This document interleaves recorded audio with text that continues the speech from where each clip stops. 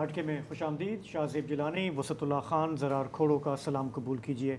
पाकिस्तान में कहीं ना कहीं अवामी सतह पर मुज़ाहरे चल रहे हैं। गवादर से ख़बर है कि वहाँ फेंसिंग के ख़िलाफ़ एक मुज़ाहरा चल रहा है। चमन से पिछले चंद रोज़ में रिपोर्ट्स आई, वहाँ तशद्दुद हुआ है। लेकिन इस वक्त जो ज़्यादा ख़बर जो परेशान कुन है वो आज़ाद कश्मीर से है। वहाँ पर कोई एक साल से मुज़ाहरे चल रहे थे, पुरअमन थे, किसी की तवज्जो नहीं थी। हालिया चंद रोज़ में वो मुज़ाहरे पुरतशद्दुद हो गए हैं, जलाओ घिराव हुआ है, कई लोग ज़ख्मी हैं, कम से कम 4 लोग जाँ बहक हुए हैं, जिनमें एक पुलिस वाले भी शामिल हैं। इस वजह से अब गवर्नमेंट की तवज्जो कुछ आज़ाद कश्मीर के हालात पर मबज़ूल हुई और आज गवर्नमेंट ने एक 23 अरब रुपए के पैकेज का ऐलान भी किया है। मुतालबात वहाँ की जो जॉइंट एक्शन कमेटी है उसके कई हैं। उसमें बिजली के नरखों का मसला है, आटे का इशू है, लेकिन पिछले चंद दिनों में होता क्या रहा है, पहले उसकी झलक।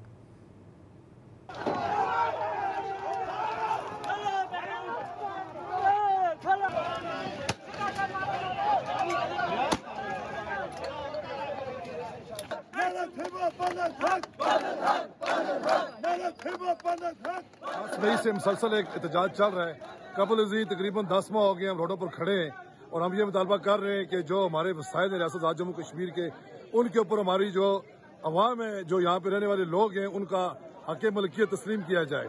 हम ये चाहते हैं कि जो यहाँ से इन पानी से बिजली पैदा हो रही है, इस पानी जो बिजली है ये हमें रियायती निर्खों पर दी जाए। और जो जिस पानी से पंजाब में, सिंध में गंदम पैदा हो रही है, वो आटा, वो गंदम हमें सब्सिडाइज दी जाए। और हम उस वक्त तक रोडों पर खड़े हैं जब तक हमारे ये जो जायज़ कानूनी और अखलाकी मुतालबात पूरे नहीं होते, हम अपनी जदोजहद से पीछे नहीं हटेंगे। तो आज हुकूमत का जो ऐलान सामने आया उसमें आटे के नर्ख भी जो है वो फ़िक्स किए गए हैं। 40 रुपये केजी जो है वो 2000 का। इसी तरह से बिजली के नरखों का भी ऐलान हुआ है कि 100 यूनिट तक जो है वो 3 रुपये पर यूनिट बिजली होगी घरेलू सार्फिन के लिए। 100 से 300 यूनिट वालों के लिए 5 रुपये होगी और 300 से ऊपर जो इस्तेमाल करते हैं बिजली के यूनिट उनके लिए 6 रुपये। लेकिन रिपोर्ट्स ये आ रही हैं कि मुज़फ़्फ़राबाद में कशीदगी बरकरार है और जो लोग काफ़िलों में मुज़फ़्फ़राबाद जमा हो रहे हैं वो बदस्तूर वहाँ आ रहे हैं। वहाँ की जो एक्शन कमेटी है जिसमें तलबा हैं, ताजर हैं, काउंसलर्स हैं, उनका गुस्सा भी ठंडा नहीं हो रहा। तो सूरत हाल क्या है, हमारे डॉन के नुमाइंदे मुज़फ़्फ़राबाद में तारिक नक्काश के साथ हैं। तारिक, थोड़ा सा हमें बताइए कि ये इतना मामला आपे से बाहर कैसे हुए, ये नौबत यहाँ तक कैसे पहुँची? बहुत शुक्रिया। जैसा कि आपने खुद ही बताया कि ये जो एहतजाज है ये आज से करीबन 1 साल पहले शुरू हुआ था, जो मुसलसल मतलब एक तसलसल के साथ जारी है। वरना उससे पहले माजी में छोटे मोटे होते रहे हैं, लेकिन वो स्कैटर्ड इंसिडेंट थे। लेकिन ये जब शुरू हुआ, ये आटे के मुद्दे को लेके हुआ शुरू। फिर इसमें कुछ अर्सा जब बिजली बहुत महंगी हो गई, लोग बिलबिला उठे बिजली के बिल दे के, तो बिजली का मामला भी शामिल हुआ। लोगों का एहतजाज ये था कि भाई हमारे खित्ते में बिजली पैदा होती है, मंगला पावर हाउस हमारे खित्ते में है, नीलम जेलम 969 मेगावाट का हमारे खित्ते में है और यहाँ सस्ती बिजली पैदा होती है पानी से, तो हमें महंगा रेट क्यों लगता है? और जब हुकूमत आज़ाद कश्मीर बिजली खरीदती भी सस्ती है वापडा से, तो आवाम को महंगा क्यों रेट लगता है? तो ये दूसरा मुद्दा था जिसमें शामिल हुआ। फिर इसमें छोटे छोटे मुकामी मसाइल भी शामिल होते गए। इसमें बाकी अजला के लोग भी रावलाकोट के साथ मिले और मुज़फ़्फ़राबाद के बहुत इश्यूज़ थे, ख़ास तौर पे मुज़फ़्फ़राबाद में जो हमारा नीलम जेलम प्रोजेक्ट बना, इससे लोगों को बहुत शिकायत थी। इससे माहौलियाती मसाइल पैदा हुए हैं जिनको हुकाम ने, जो वापडा ने या आज़ाद कश्मीर हुकूमत ने एड्रेस नहीं किया। वो लोगों को बहुत ग्रीवेंसेस था क्योंकि समर में दरिया का पानी डाइवर्शन की वजह से इतना कम हो जाता था कि यहाँ बीमारियाँ फैलने लगी थी, शहर का दर्जा हरारत जो है वो कम हो गया था। हमें कहा गया था यहाँ वाटर बॉडीज़ बनेंगी जो उस नुकसान को मिटिगेट करेंगी, वो भी नहीं बन पाई थी, इतना अरसा हो गया प्रोजेक्ट को बने हुए। तो ये मसला था। मीरपुर में इसी तरह मंगला अपरेजन के हवाले से कुछ वादे थे। मतलब वहाँ रठुआ हरियाम ब्रिज एक है जो मंगला डैम पे बनना है। आज कई साल हो गए हैं, 2003 में वो अपरेजिंग का प्रोजेक्ट शुरू हुआ और आज 2024 है, वो पुल इसी तरह नामुकम्मल है। मीरपुर के लोगों को वो ग्रीवेंसेस थे। बाकी अजला में छोटे छोटे मसाइल थे, इनको लेकर फिर एक जॉइंट एक्शन कमेटी बन गई, जॉइंट अवामी एक्शन कमेटी बनी, जिसके कुछ कोर कमेटी में 30 के करीब लोग थे पूरे आज़ाद कश्मीर से। इन्होंने फिर मुश्तरका तौर पे एहतजाज की कॉल देनी शुरू की। मसलन मुजफ्फराबाद डिवीज़न में और पुंछ में एक दफ़ा पहिया जाम हुआ, बहुत मतलब क्रिपलिंग स्ट्राइक थी। फिर इस तरह मीरपुर में एक अलग तारीख पे हुआ। मीरपुर में ज़्यादातर इसको लीड किया वहाँ की डिस्ट्रिक्ट बार एसोसिएशन ने, जो पिछली बॉडी थी। नई बॉडी ने अपने आप को इससे अलग कर लिया था, लेकिन पिछली जो बॉडी थी कामरान तारिक साहब की सरबराही में, उसने अपने आप को बहुत हद तक इसे जोड़े रखा आवाम के मसाइल के साथ। तो ये मामला चलते रहे और फिर इस हुकूमत ने एक कमेटी बना दी, जो इस हुकूमत ने मौजूदा जो कोalition गवर्नमेंट है इस सॉरी मैं थोड़ा सा ये समझना चाह रहा हूँ कि वहाँ पे मुजाहरे पुरअमन होते रहे हैं। ये 10-11 मई को वहाँ क्या हुआ कि इतना ये आपे से बाहर हो गया? जो हमने इमेजेस देखे हैं, जितना आवाम में गुस्सा है, जिस किस्म का वायलेंस हो रहा है, पहले कभी इतना तशद्दुद हमने देखा देखने में आया है क्या कश्मीर में अवाम की तरफ से? देखिए, बहुत माजी में कभी छोटे मोटे वाक़यात तो होंगे, इस पैमाने पे कभी नहीं हुआ। दूसरा ये है, इस पैमाने पे कश्मीर की कभी सिविल सोसाइटी इकट्ठा भी नहीं हुई है। मैं आपको बताऊं कि यहाँ की तो बहुत डॉर्मेंट किस्म की, बल्कि मुर्दा सिविल सोसाइटी थी।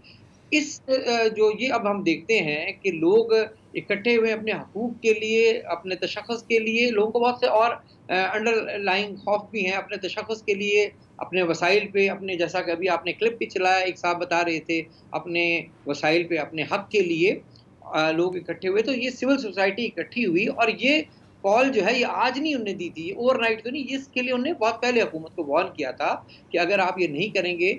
मैं इसीलिए बैकग्राउंड में जा रहा हूँ कि पिछले साल 23 दिसंबर को हुकूमत की जो कमेटी थी, वजारती कमेटी, जिसको हेड कर रहे थे पीपल्स पार्टी के फैसल राठौर, वज़ीर बल्दियात व दही तरक्की, उन्होंने एक एग्रीमेंट पे आए, एक तहरीरी एग्रीमेंट हैंड राइटिंग से लिखा गया कि जी हम ये इस पे इत्तेफाक करते हैं कि हम इसमें चलेंगे मिलकर और इन मामलों को एड्रेस करेंगे। उसकी रोशनी, उस अंडरस्टैंडिंग की रोशनी में इस साल 4 फरवरी को एक नोटिफिकेशन हुआ, बाकायदा हमारे services and general administration department ने नोटिफिकेशन किया। उसके 9 नुकात थे।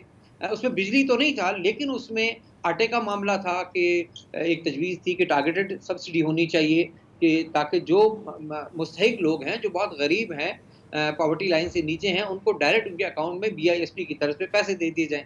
इसके लिए हुकूमत ने कहा कि 5 रुकनी हम एक कमेटी बनाएंगे, वो 1 माह में इस मामले को हतमी शक्ल देगी।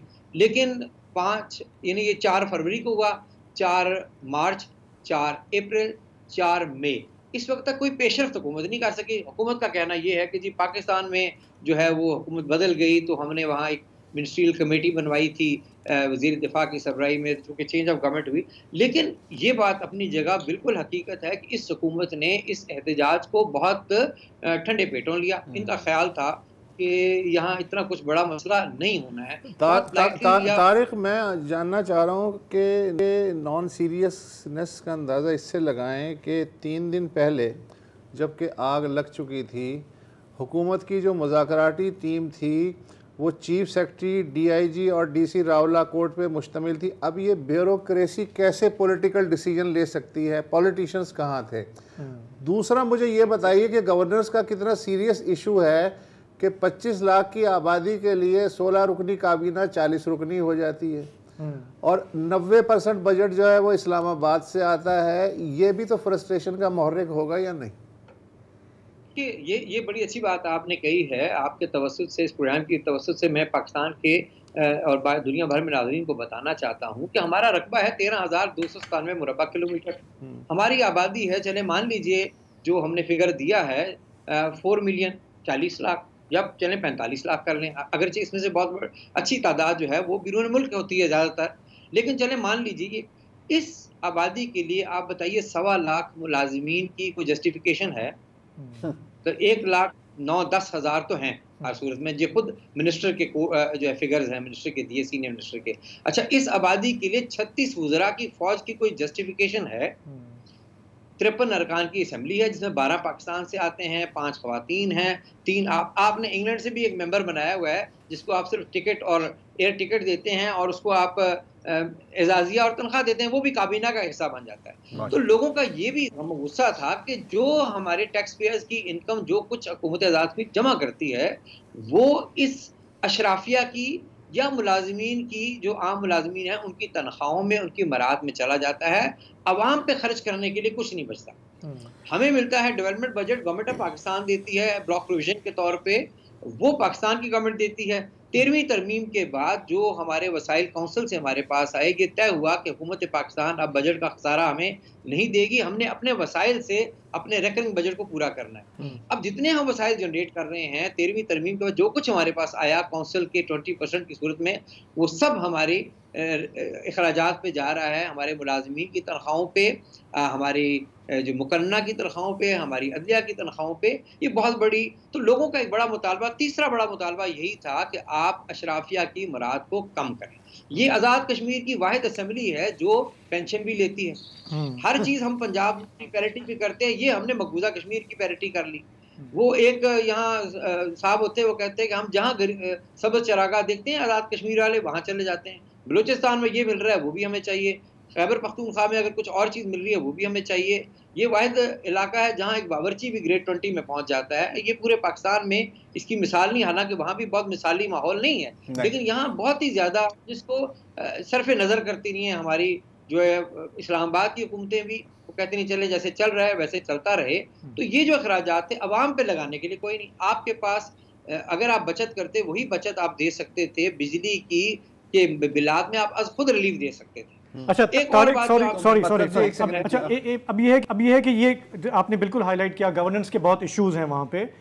अभी ये जो आज पैकेज का ऐलान हुआ है, इसके बाद ये जो जॉइंट एक्शन कमेटी है, ये क्या कह रहे हैं कि ये भी धरने पे बैठेंगे या इसका कोई असर हो रहा है या नहीं?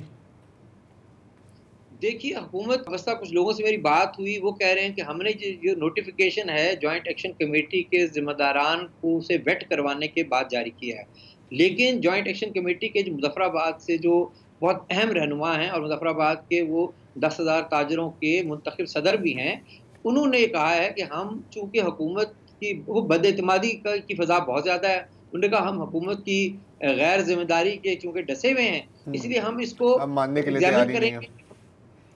सॉरी, मतलब क्या वो मानने के लिए तैयार ही नहीं है ना। उन्होंने कहा कि हमारी टीम इसको देखेगी और अगर ये हमारे चार्टर ऑफ डिमांड्स के मुताबिक हुआ तो हम इसको एक्सेप्ट करेंगे, अदरवाइज हम अपना नेक्स्ट कोर्स ऑफ एक्शन जो है वो अनाउंस करेंगे। अच्छा, इस वक्त सूरत हाल ये है मुजफ्फराबाद में, इस वक्त जो एग्रोटेक ग्राउंड है जहां इन्होंने अदरवाइज थैंक्सगिविंग रैली करनी थी, वहां लोग एहतजाज के तौर पे बैठे हुए हैं। चूंकि एक और नाखुशगवार वाकया यहाँ हो गया, मुजफ्फराबाद में 3 जो है अशखास की जानें चली गई, कुछ 5-6 लोग जख्मी हैं, जेर इलाज हैं। तो उसकी वजह से अगर कुछ थोड़ा बहुत यूफोरिक मूड था भी, वो एक ग्लूमी हो गया है, बहुत सॉरोफुल हो गया है चूंकि, और इस वक्त लोग वहाँ बैठे हैं एहतजाज की सूरत। अच्छा तारिक, राना सनाउल्लाह का भी मैं एक बयान पढ़ रहा था, वो कह रहे थे कि जी बिल्कुल ये मिस हैंडल हुआ है, और जो जैसे आप बातें बता रहे हैं हमें, इस वक्त भी मिस हैंडल हुआ है और ये काफ़ी देर से ये चीज़ बिल्ड कर रही थी। अब कश्मीर एक ऐसा इलाका है जहाँ पर काफ़ी मॉनिटरिंग भी होती है, जहाँ पर काफ़ी कड़ी नज़र रहती है। वही मैं आपसे सवाल दोहराऊंगा कि ये कैसे हो सकता है कि सबकी आंखें बंद थी और किसी ने ये देखा ही नहीं कि इतना लावा यहाँ पे भर रहा है।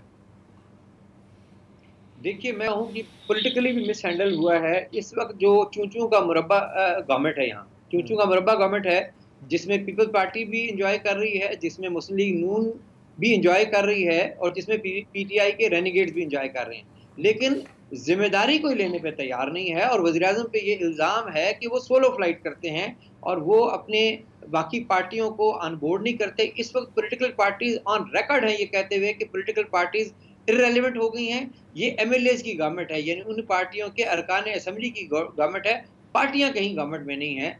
ये जो वाकया हुआ है या ये जो लावा पक रहा था, इस पे चाहिए तो ये था कि ये तीनों जमातें जो इक़्तिदार को एंजॉय कर रही हैं, ये बैठती और इस पे को मशवरा करके पॉलिटिकली इसको हैंडल करती। ठीक है, लेकिन ये पॉलिटिकली हैंडल नहीं हुआ है। बिल्कुल सही है। इन्होंने सोचा बिल्कुल सही है, इसको हैंडल करेंगे।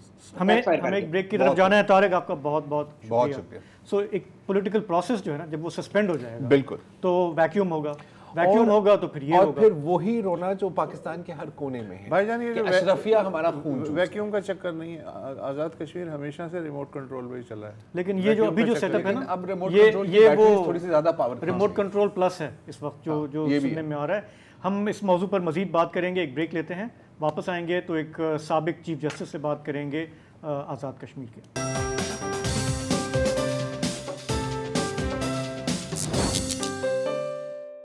हम बात कर रहे हैं आज़ाद कश्मीर में बेचैनी की लहर है, वहाँ पुरतशद्दुद एहतजाज है, लोग अभी भी सड़कों पर मौजूद हैं। थोड़ा सा इस मामले को हम समझने की कोशिश कर रहे हैं कि ये वो ख़ित्ता है जो पाकिस्तान के साथ बहुत ही उसका एक गहरा रिश्ता है, वहाँ के लोगों का, वहाँ के सिविल सोसाइटी का।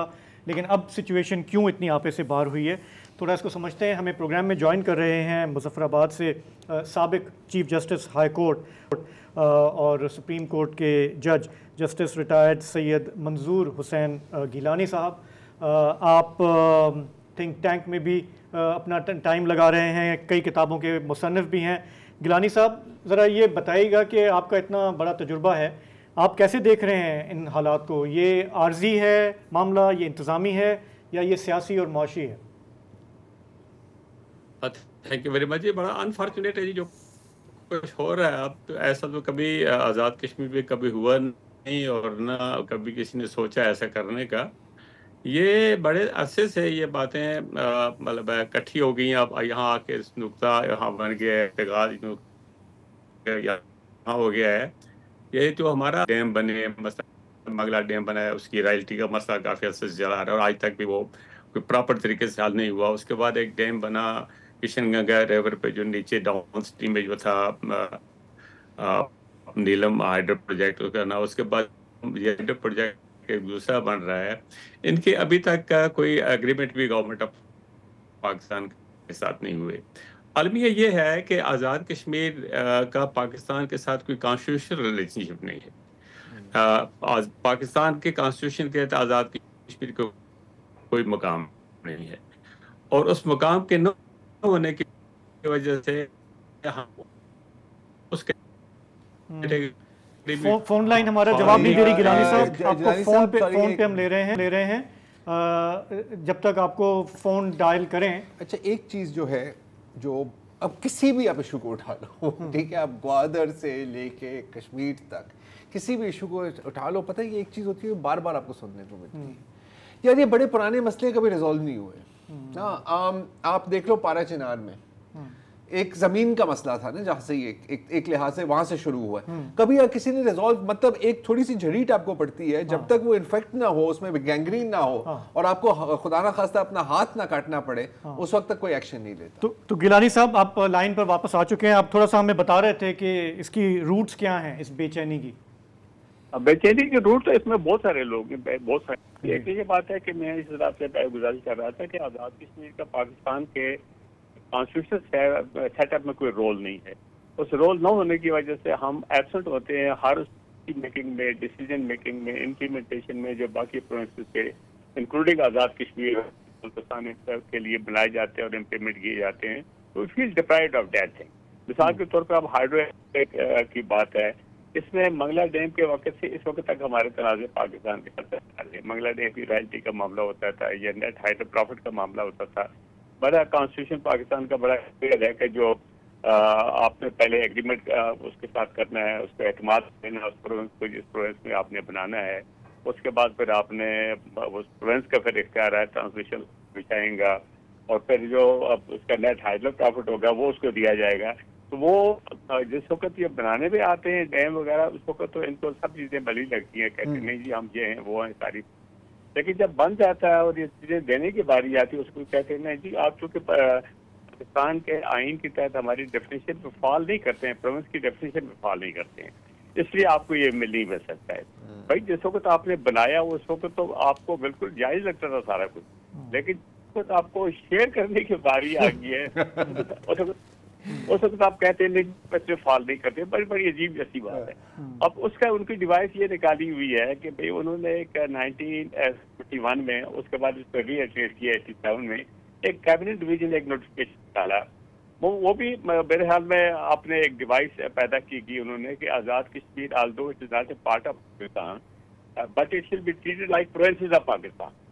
अब जब प्रोविंस ऑफ पाकिस्तान को जब नोटिफिकेशन के तहत ने कर दिया, हालांकि notification does not confer any right, it can change the constitution status से बदल नहीं सकता, लेकिन चले उसमें उस नोटिफिकेशन के तहत।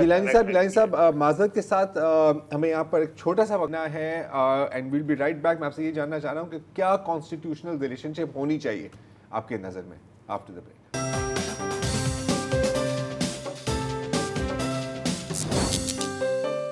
वेलकम बैक जी। हम बात कर रहे हैं जो टेंशन्स और जो मुजाहरे हो रहे हैं इस वक्त कश्मीर में।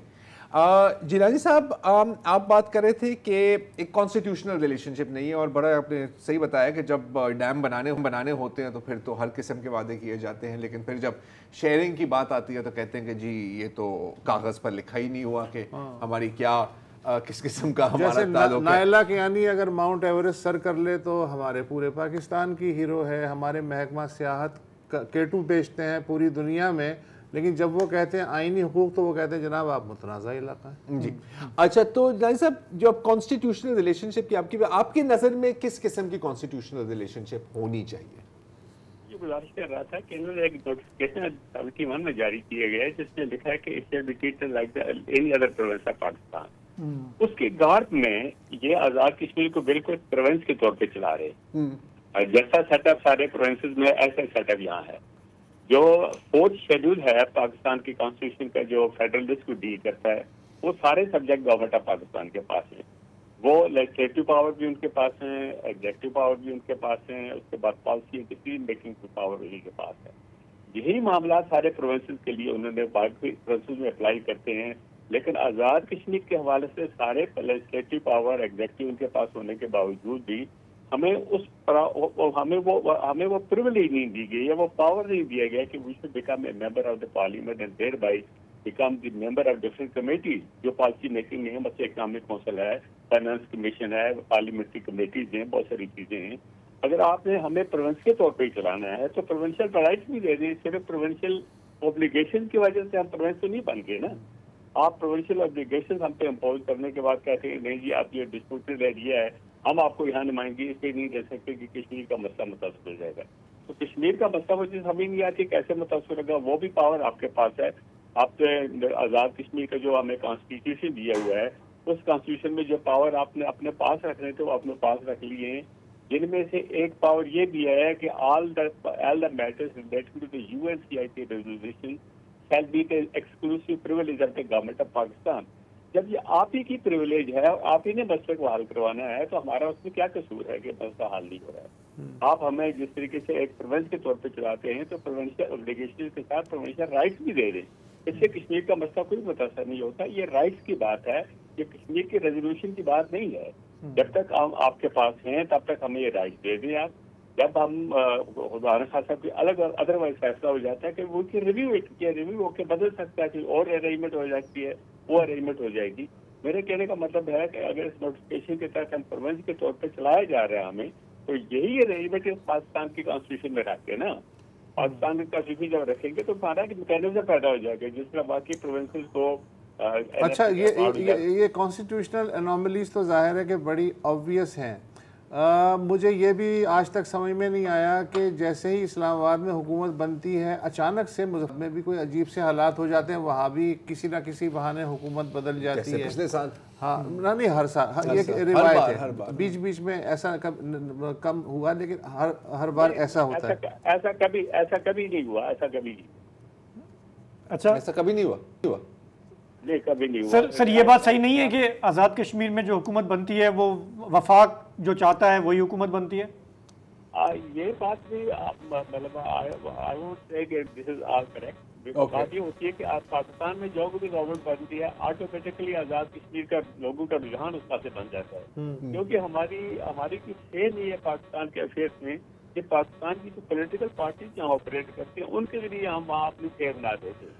गिलानी साहब मैं ये जानना चाह रहा हूँ, मरकज में पीपल्स पार्टी, मुजफ्फराबाद में पीपल्स पार्टी, मरकज में नून, मुजफ्फराबाद में नून, मरकज में PTI, मुजफ्फराबाद में PTI, और आज मरकज में गुजलिक सिस्टम है, मुजफ्फराबाद में गुजलिक सिस्टम।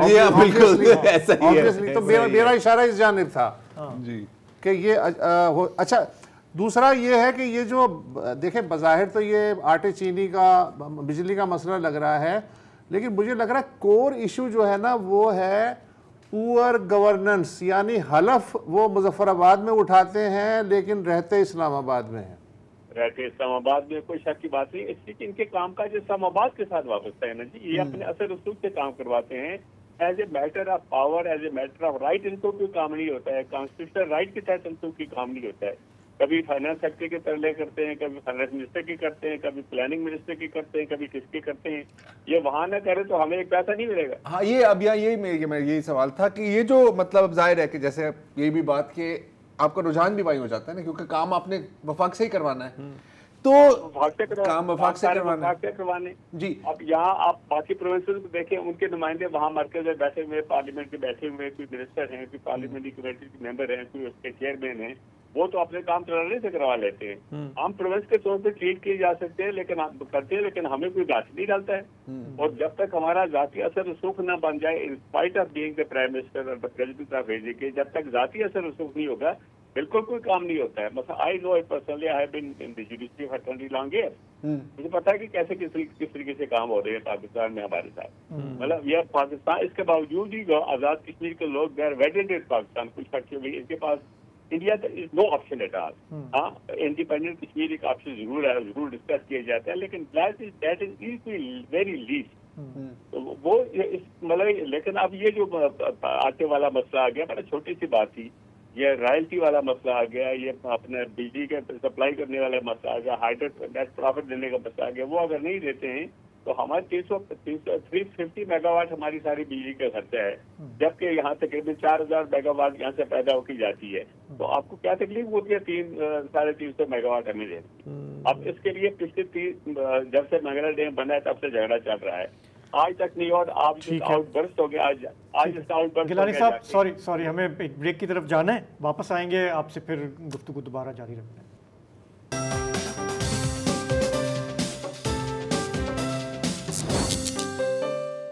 आज़ाद कश्मीर की बेचैनी मौजू है और इस वक्त हमारे मेहमान हैं साबिक़ chief justice Azad Kashmir high court मंजूर गिलानी साहब। मंजूर गिलानी साहब, जो गुफ्तगू हुई, कॉन्स्टिट्यूशनल गुफ्तगू आपसे ज़ाहिर ज़्यादा हुई, अचानक वक्फे में मेरे जहन में दो चीज़ें आई, मैं आपसे पूछ लेता हूँ। एक तो ये कि जो कश्मीर कौंसिल है, जिसका चेयरपर्सन जो है वो पाकिस्तानी वज़ीर आज़म होता है, उसके पास इतने ज़्यादा इख्तियारात हैं कि मुझे लगता है कि उसकी मौजूदगी में जो ख़ुद आज़ाद कश्मीर की जो इलेक्टेड असम्बली है वो एक बल्दियाती लेवल पे मुझे महसूस होती है।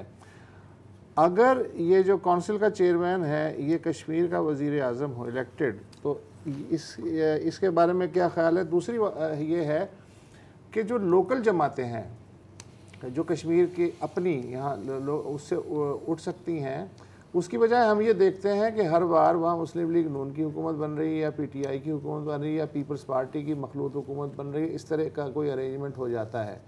तो लोकल जो पॉलिटिक्स है उसमें वो कैपेसिटी नहीं है या उससे डिस्करेज किया जाता है या क्या होता है? ये दो चीज़ें मेरे जहन में आई। पहली बात तो मैं ज़रा क्लियर नहीं समझ सकता, दूसरी क्लियर हो गई।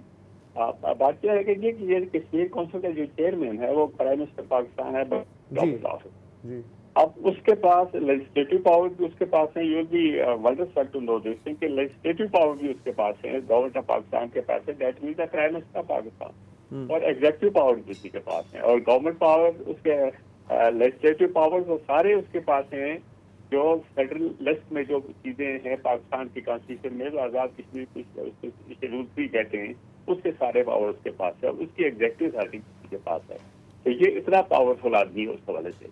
तो जहाँ तक इनका यहाँ उस पार्टी की गवर्नमेंट बन जाने का तल्लुक है, जिस पार्टी के मरकज में गवर्नमेंट होती है, मैंने आपसे पहले भी कहा कि लोगों का रुझान ये होता है कि अगर हम किसी मुखालिफ पार्टी की या किसी और पार्टी की गवर्नमेंट को वोट देते हैं, आम लोगों का रुझान ये है, इलेक्शन में दानली बहुत कम होती है। गवर्नमेंट फार्मिंग में हो जाता है, काफी गड़बड़ हो जाता है, लेकिन इलेक्शन में दानली लोग नहीं होने देते मुमकिन की तादाद।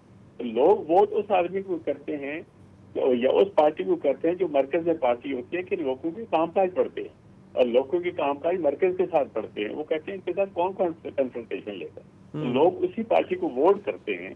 फिर उस पार्टी में से जिसको मर्जी ही अपने तौर पर उनके पहले यहाँ बसा होगा, ऐसा नहीं हुआ जिस पार्टी को पार्लिमानी पार्टी के या हमारी असेंबली के लोग चाहते थे उसको नहीं बनने दिया, दूसरे को बनने दिया। वो भी 3-4 महीने के बाद सारे वोट देता, फिर से पहले की बात। तो वो पार्टी गवर्नमेंट बनाने में गड़बड़ कर देते हैं, लेकिन लोग वोट डालने में गड़बड़ नहीं करने देते हैं। और लेकिन लोग वोट उस पार्टी को देते हैं जिसकी मरकज में गवर्नमेंट होती है। क्योंकि उनके काम काज मर्कज के साथ करते हैं और उसके बगैर चारा नहीं है हमें सर्वाइव करने का। ऐसे गिलगित में भी होता है और आप देखें मकबूजा कश्मीर में भी वैसे छूट हुआ करती थी कुछ अर्सा पहले। अच्छा, आप ज़ाती तौर पे मुतमईन हैं मुजफ्फराबाद और इस्लामाबाद के दरमियान जो इख्तियारात की तकसीम है उसमें तवाज़ुन देखते हैं, अदम तवाज़ुन देखते हैं? आप की क्या सिफारिश करेंगे आप? मैं तो ये कहूँगा ऐसे कि मुजफ्फराबाद जो अदम तवाज़ुन इस हवाले से 100% अदम तवाज़ुन है कि जो पावर गवर्नमेंट ऑफ पाकिस्तान के पास है या प्राइम मिनिस्टर ऑफ पाकिस्तान के पास जो लेजिस्लेटिव पावर है वो उसके पास नहीं होनी चाहिए, वो पार्लियामेंट ऑफ पाकिस्तान के पास होनी चाहिए और गवर्नमेंट ऑफ पाकिस्तान के उसकी एग्जेक्टिव पावर होनी चाहिए और आज़ाद कश्मीर की वहाँ नुमाइंदगी होनी चाहिए, पार्लियामेंट में नुमाइंदगी होनी चाहिए, उसके बाद एग्जेक्टिव में नुमाइंदगी होनी चाहिए। इस तरीके से वो बैलेंस हो जाएगा सारा, जो फिर कौंसिल के हवाले से प्राइम मिनिस्टर ऑफ पाकिस्तान में वेस्ट करता है वो सारा सिस्टम डाइल्यूट हो जाएगा। We will be in a better position to govern ourselves. ठीक, बिल्कुल ठीक है।